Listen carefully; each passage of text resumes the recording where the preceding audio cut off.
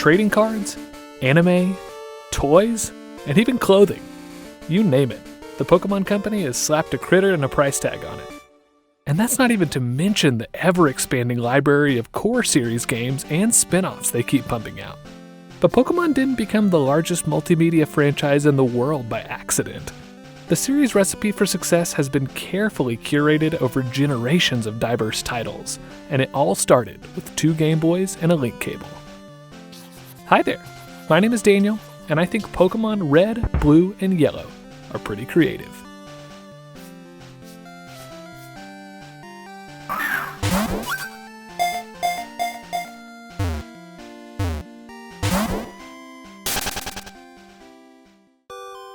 Alright, where do we even begin?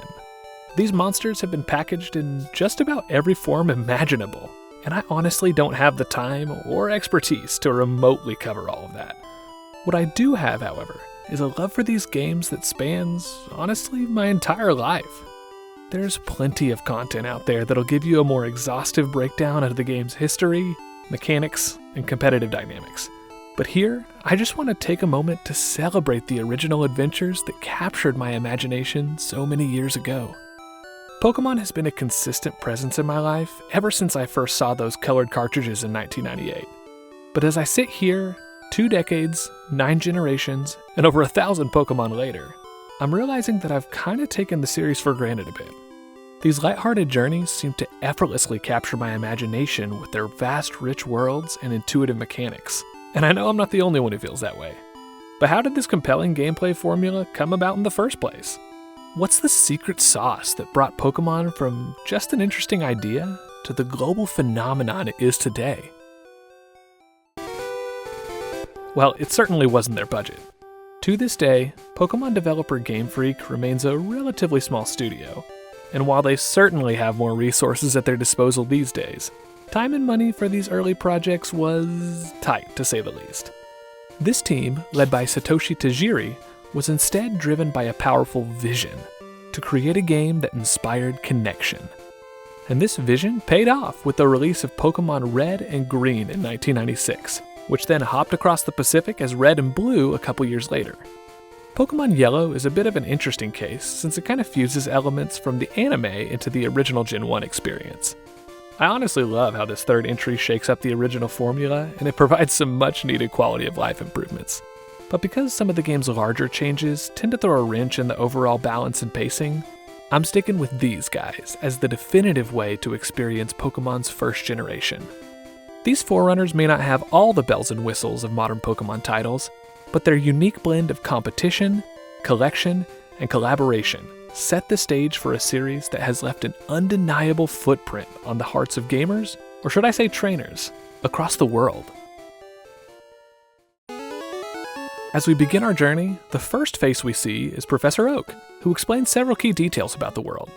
While it may look and feel similar to our own, this is the world of Pokémon, and while the unknown powers of these wondrous creatures can certainly be dangerous, they are unambiguously presented to us as friends and companions. These companions will help you conquer Kanto's 8 gym leaders to gain access to the Pokémon League, which forms the meat of your adventure. Now, if you've played any mainline Pokémon game, you're well acquainted with this narrative. But even if you haven't, the gym challenge really is no different than any other RPG's progression structure. If you want to be the very best like no one ever was, you'll have to defeat enemies, grow stronger, and conquer bosses until you see those credits roll. Now, over the last several generations, Pokemon games have kind of gained a reputation for being a bit too linear and handholdy. But let me tell you, this is certainly not the case here.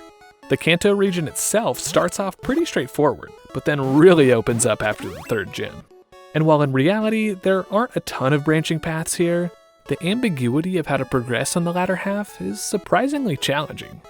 And then there's the gym leaders themselves. And while yes, they do each exclusively specialize in a single type, they are certainly not pushovers in these games. Oh, and I love how the mysterious final gym leader ends up being the head of the criminal syndicate you took down earlier. No biggie, just 10-year-olds taking on the mob. And speaking of this super cool dude, Professor Oak's grandson might just be the most infuriating and challenging Pokemon rival to date. The difficulty of these challenges can be modulated based on each player's individual choices, and the first big choice of our adventure comes right away in Professor Oak's lab. Early game character building options like this have been woven into the DNA of RPGs since Final Fantasy and Dragon Quest III, and picking your starter is essentially Pokemon's take on this trope.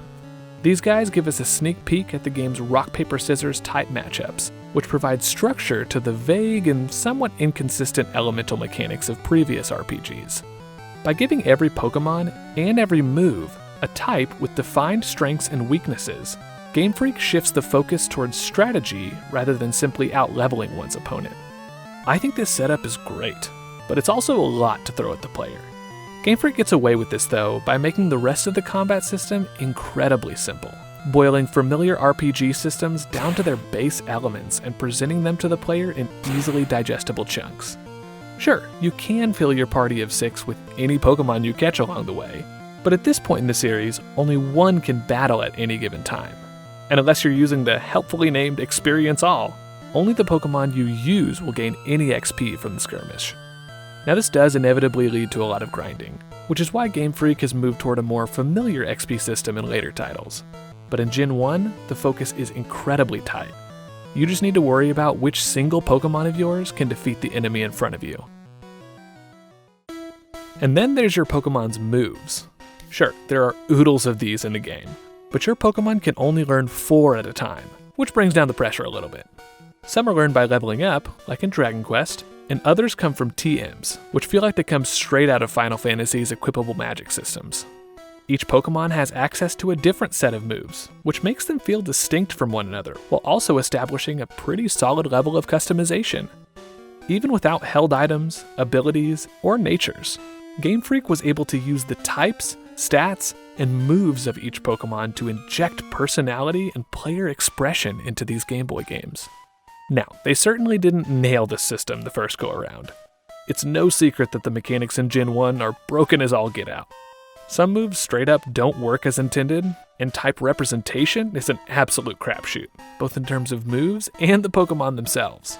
And I have to mention how Psychic absolutely runs these games, the result of a collection of oversights and bugs that was thankfully addressed a generation later with the addition of Dark and Steel.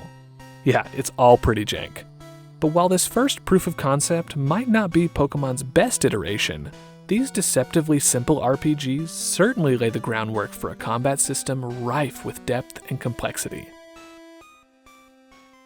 But Pokémon is more than just an RPG, which becomes immediately obvious when you get this thing. Along with your competitive goal to defeat the 8 gym leaders and become champion, Professor Oak hits you with another, slightly overwhelming mission. And it's right there on the box art, folks. Gotta catch 'em all. These Game Boy games from 1996 give you 151 unique species of Pokemon to collect. That's a lot of content. And while the combat and progression provide a pretty solid foundation, I would argue that this, the goal of collection, is what begins to set Pokemon apart from its peers. I mean, think about it. These were not the most complex RPGs out there. And heck, they weren't even the first RPGs on the Game Boy. Even the concept of monster collecting wasn't entirely new, but the difference is that Pokemon is a game built around collection. You want to beat the game? You gotta catch Pokemon. Want to take down your rival and show your friends who's boss? You gotta catch Pokemon. Everything from the narrative to completion rewards comes back to this single potent idea, which leaves a lot of room for different playstyles and experiences. Not everyone will complete their Pokedex, but pretty much everyone who's beaten these games has carefully selected their party of 6 Pokemon for the job. Now, not all these guys are winners, and with the pervasive balance issues in Gen 1, others are just outright broken. But the choice of how to spend your journey is up to you. And with such a large cast of potential partners, the possibilities really are endless. People have devised some truly outrageous methods of playing through these games. And I love that these approaches are just as valid and accessible as the vanilla experience. And as you embark on your journey, your interactions with each Pokemon feel personal and immersive.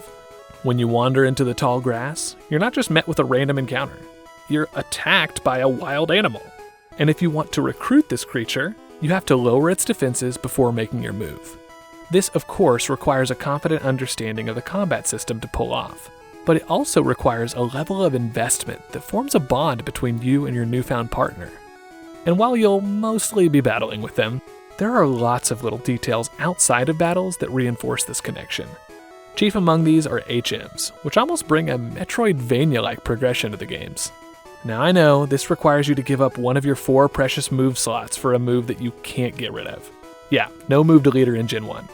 But having your Pokémon cut through trees, light up caverns, and ferry you across the ocean brings the immersion that much deeper. Because Pokémon places the monsters themselves in the spotlight. This 10-year-old with the hat and jacket, he might be your avatar, but he is not the main character. Your personality and playstyle are expressed by the Pokémon you befriend and the way you choose to raise them. Now the sprite work does leave a lot to be desired. I mean, come on guys, seriously? But even without color, or in some cases, accurate details, the sheer variety on offer here makes Kanto feel truly rich and diverse. Most Pokémon you're going to catch in the wild, walking through tall grass, exploring caves, and breaking out that trusty Super Rod. And then, of course, there's legendaries, which still hold some of the most tense, memorable moments of my gaming experience. The idea that I can just approach this godlike beast and catch it is honestly pretty crazy when you think about it.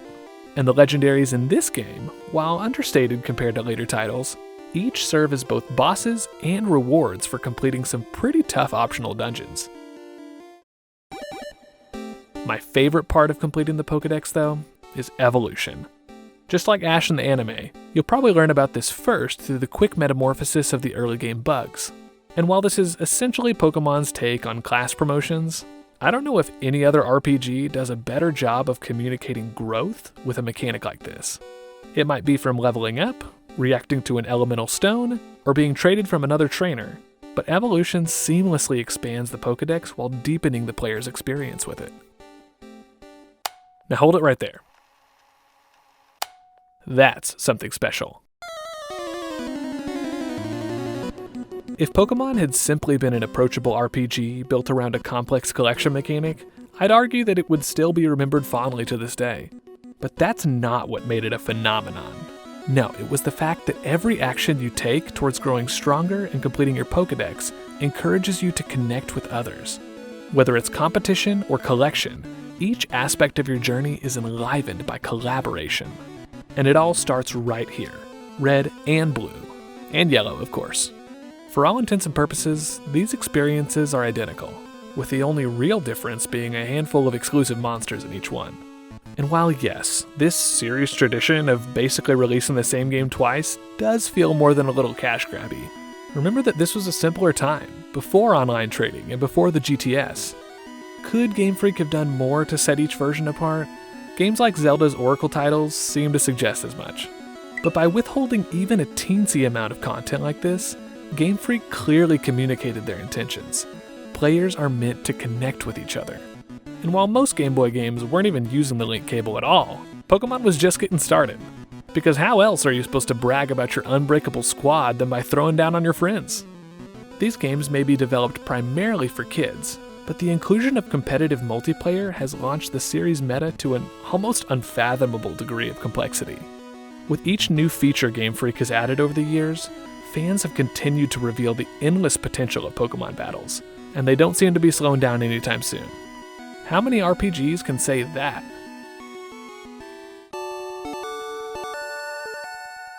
Pokémon has become one of the biggest juggernauts of pop culture, but more importantly, it's formed a profound connection with gamers all around the world. It's lowered our defenses with its imaginative worlds and captured our hearts with its unique creatures. It's engaged us with relatable narratives and kept us coming back with connectivity, and it's been doing this since the very beginning.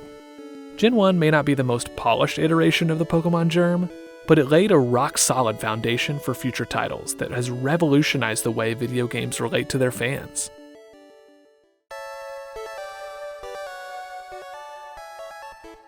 Battling, collecting, and trading.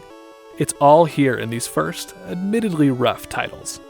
By providing a number of avenues for players to connect with their adventure and each other, Pokémon has far surpassed the transient success enjoyed by many games and has become a secure staple of gaming culture.